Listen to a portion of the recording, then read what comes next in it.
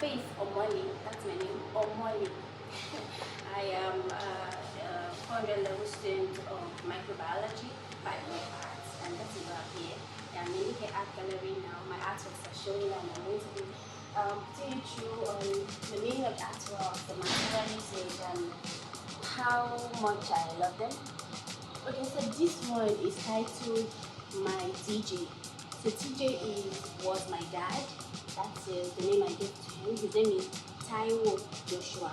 So I gave him TJ because I was trying to find a connection to him after he died. He died when I was 2 years old, and I just felt I've never had a dad in my life. I'm so sorry. Nowadays, I see a lot of young girls through nursery school, primary school, secondary school, and I just felt I knew the connection. That's one of the reasons why I came into art, because I felt I could create something that I don't have that I connect to them. So this artwork, there's acrylic. I used some blue and police silver. This is mixed media artwork. So this is titled In Search of Infinite Intelligence. So most of my drive to art is connecting to things that I never feel connection to.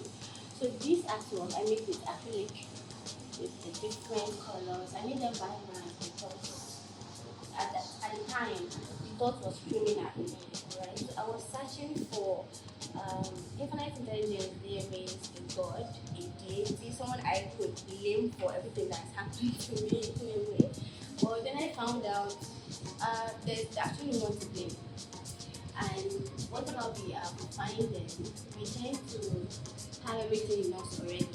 We just need to bring them out by looking in ourselves. Because if you see this motif here, right here, all the motifs around this female figure, they are basically the same in her. So she's looking for what is already in her. So this is a form of reminder to myself that whatever I'm looking for out there is already in me. Just need to put it out. So this is, let me just say, most of my works I make from a place of mental health and wanting to find peace and identity, and most of my works are always in a form of loneliness, or there's no movement basically, because I mostly am in my mind. I'm trying to connect to who I am, and I'm going to explain that to you so you understand. So this is a female figure. Okay, I do a lot of female figures. Yep, our expression of me. So around this female figure are warm colors, right? So this is red, this is orange, pink, and all the colors are warm. But she has a lot of cool colors in her. That is gray, a lot of blue and green. So she is in a state where she considered herself detached out of this world. She kind of feeling blue. But then if you look around, there's warmth everywhere. She just needs to absorb it. And this is a plant that I depict with nature. So I can find warmth from nature. And this is a cat. I love cats. So it represents a pet or maybe an animal that could give you joy. I mean, dogs are really very cheerful. And books, I read books a lot, so I draw inspiration from history, from biographies. I love Steve Jobs. I love the presidents. So most of my deflection from realism of the normal human figure is gotten from the radical attitude I read in biographies. So this artwork also is a female figure. Okay, so this represents children now, and children are really not allowed to bring out the load in them. Maybe in America it is easier because you are supported when you're a child. Maybe when you try to do things, your parents buy those things for you, and you're able to maybe paint or destroy some electronics, and it's fine. But in Africa, Nigeria, you're not allowed to. You want to take some papers from your mother's drawer and draw, and you get yells like drop that, don't destroy that. So I feel children should be allowed to blow because they have it in them, different colors. So being allowed to blow starts from in their young age. When I was younger, I have always had a drive to paint and draw, but it has never really been an avenue. That was why I studied microbiology because my mom didn't want me to go into fine art. Okay, so also this is an artwork that really is personal to me. So this is my dad, and this is me, and written on it is my dad saying, "I will always be here." And I replied, "I know, Daddy, I know, promise?" And she said, "Yes." Okay, so these are weird conversations I have with an entity I ascribe to my dad in my head, and I paint them out because I need something to be referenced, basically, to that I'm not crazy. Well, I'm crazy, but I need a reference. So this was how I started this painting, the whole style with the motifs and all. They are all African motifs. If you look, there are some artworks around here that explain what these motifs mean and all of that. So most of these motifs are African, they are indigenous. These are ways in which Africans communicate in ancient times, and this is depicted in masks, in cave drawings, and all that. So I tend to identify strongly with Africa because growing up, I hated being African. I hated having the skin, the hair, and everything because it just felt I felt disadvantaged. Because I grew up watching Nickelodeon. So I watched most of the kids, they had fresh skin, they had long hair that would not tangle, right?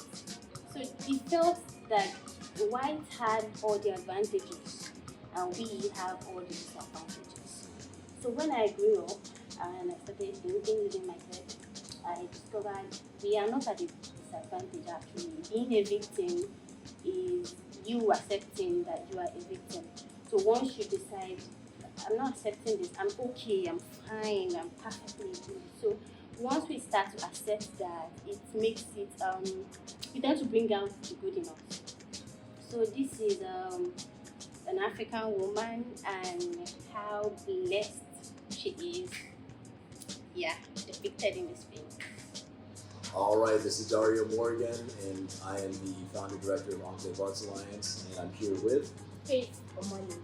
I'm an artist, a multimedia artist. I work with different media, very from sound to blue to acrylic and minimal. Faith. I learned so much from your work. One of the glaring things that I think I need to go over is just the symbols that you incorporated into a lot of them. You said they're ancient African traditional symbols. Are there specific writing symbols or writing systems from Africa that you drew from? Yes, there's a cloth making pattern that's called Adire. So that is in this gallery, the owner of this gallery, Nikki Okudaye, that is what she started with as an artist. So she made a lot of artworks with those symbols and the clothes. So those symbols, most of them mean family, friendship, and most of them are just communicating power of what Africa represents, and not any of the later sufferings that Africa had to go through with slavery, racism, and everything else. So I believe we should go back to that state of communicating power to each other. So, and my artworks, it deals with languages that are not spoken or written in that sense, like eye contact, and I love that. So with the motifs, they are not spoken. Yeah, most of them are written. They are signed in a sense. But I think your writing symbols are very profound, especially considering you say that a lot of your work comes from a personal sort of personal place where you're dealing with mental health and things like that. And the fact that these patterns pervade just the entire outside as well as the inside of the figures. And the figures, I think, can someone represent you, right? Blacks, basically the black identity.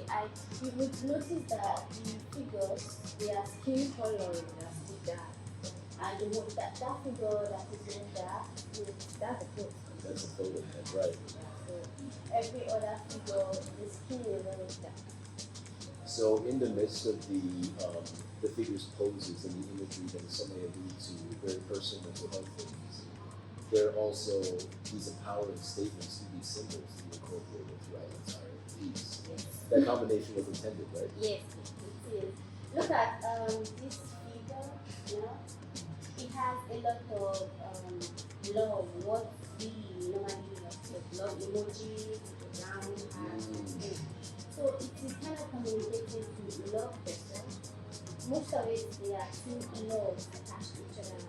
I think I've seen the Adinka symbol that has the two parts, right? Yes, okay. So yeah, it means to just love yourself. And we need to love ourselves, but any other person can actually find us suitable for love. So yeah, when I tend to think about my relationships and how I have gone through everything, I found out that the times I found it hard to love myself, but the times I could not connect with anyone else, thought they were flattering or they wanted something, but that was just me hating myself, hating who I am, and not accepting myself. So, and that's the energy I exude to everyone. You come across like a very confident person. I do. In my opinion. I think it comes from a place of knowing that the individual human being is not powerless. And I tend to explore a lot of victim oppression relationships, and I discovered that being a victim is actually, that might seem cruel, but being a victim is not the oppressor's fault. I mean, there are other people that could be victims in the world. Why you? Why are you the victim? So, and it comes from a place of racism and sexism. I mean, if you are considered the weaker sex and you tend to not reject that, just to accept I'm the weaker sex, and you keep behaving that way, I mean, you continue to be treated that way. So most of the things we fight about, get angry about, they're really not necessary. It is how we see ourselves that we eventually will. So these are all powerful messages. What would you like people to take away after seeing your work? I would like them to understand that whatever they are looking for, they have in themselves already. Basic things in the world are actually the simplest, you know what I mean, the most powerful. It's like just going with the flow of the law of the universe, and it's just flow. But one more thing that I thought was very exciting that you mentioned is that you love reading inspirational people like Steve Jobs. So you probably... I don't think is it really inspirational? I don't think so, but I thought... I know, right? I don't know, Steve Jobs is a little bit... He's just being himself. He is himself. So in not staying in the misery, but like reading, people who have made major impact on the world like Steve Jobs, do you think that that is a way to be able to empower you to be able to, find your own path? Yes, as opposed to reading motivational quotes or some text that are just motivational and not connected to someone else's life, a real life. Like, I prefer reading someone else's life story and how they have overcome things, where they come from. In a way, you're interested in these authors. I almost see your work as authorship as well. You're telling your story, your personal story. When you're hoping other people in a similar way to the way that you read these books and get inspired by them, you're hoping that readers can also have that experience. That's beautiful. In Yoruba, they call something ami. Yes. Okay, so ami is the way we pronounce our words, because one word can mean 1,000 things. Like there's ogun, there's ogun, there's ogun. Right? The same word, same spelling, but different meaning. Precise pronunciation. So there's the way you pronounce it. Now we use do re mi. Say that? Do re mi. Yes. So my name now, Omole. Now the ami on that name is going to be the way you pronounce it. Omole, re mi re. Omole, Re mi re. re mi re. Yeah. Okay. Give it up for me. Yeah, so You could pronounce my name? Dario. Dario. A little more, Dario. Dario. Yeah, that's good. Me radio. Dario. Me radio. Hey, Right? there you go. That was good. You did it. Cheers. Yeah. Well, listen, I'm really excited to have featured your work in this. I think it's really brought a different perspective that a lot of people in the Black community need. We need more people speaking about mental health. We need more people really considering how to take care of themselves, take care of their spirits. And I think that this was just beautiful work, a beautiful way to present it. Do you have social media you'd like to share? Yeah, Instagram, I am Faith Omole _M. Excellent. All right, thanks so much. And yeah, looking forward to seeing more of your work on an exhibit next time I come around in Nigeria.